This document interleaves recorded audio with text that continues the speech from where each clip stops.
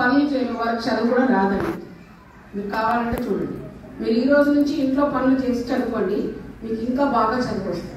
ఎందుకంటే ఇప్పుడు ఉదాహరణకి చెప్తాను, మీకు మ్యాథ్స్లో ప్రాబ్లం ఇస్తారు కదా, ఇప్పుడు ఇక్కడ నుంచి అక్కడ కూడడానికి ఒక వ్యక్తికి ఇంత టైం పడుతుంది, ఇక్కడ నుంచి అక్కడ కూడడానికి ఒక వ్యక్తికి 10 నిమిషాలు పడుతుంది, ఇద్దరైతే 5 నిమిషాలు పడుతుంది. కానీ విచిత్రం ఏంటంటే మనం పని చేసేటప్పుడు ఇంకొక డైమెన్షన్ ఉంటుంది, మర్చిపోకండి, ఎక్స్పర్టీస్ అంటారు దాన్ని.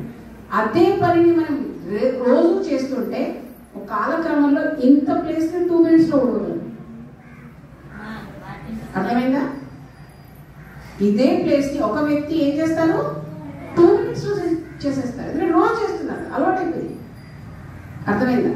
ఇలాగా కొన్ని సామర్థ్యాలు, కొన్ని మంచి అలవాట్లు వేసుకుంటే మనం చాలా ఫాస్ట్ గా చదువుకోగలం, చాలా ఈజీగా చదువుకోగలం. Am I clear? సో మెమరీకి టైమింగ్స్ ఏంటి?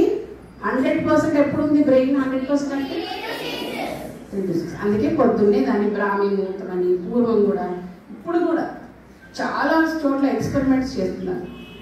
దాంట్లో పిల్లల్ని పొద్దునే చదివిస్తారు. థియరీ అంతా 3 to 6 ఇస్తారు, తర్వాత అంతా ప్రాక్టికల్స్ ఇస్తారు. అర్థమైందా? చదువుకుందాం ఆ విధంగా. సో మెమరీలో ఏది గుర్తుకుంటుంది? అర్థమైంది, మీరు ఈ విషయం నిజ జీవితంలో ఎక్కడ ఉపయోగపడుతుందో ఆలోచించింది, అది మాత్రమే గుర్తుకుంటుంది. అర్థమైంది?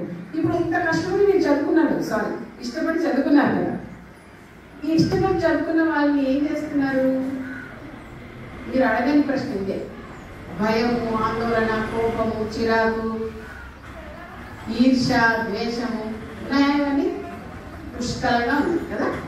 ఇవన్నీ ఏం చేస్తారో చెప్తాను. మీరు ఎగ్జామ్ రాయడం ముందు టెన్షన్ పడతారా? టెన్షన్ వచ్చేస్తుందా? భయం వేస్తారా? భయం వేసినందుకు ఏమవుతుంది? పరీక్షలోకి వెళ్ళి మీ పేరేంటమ్మా? హంస అని మీ పేరు రాసుకోండి, కానీ నేను చాటపల్లి నుంచి వచ్చానని రాస్తాను.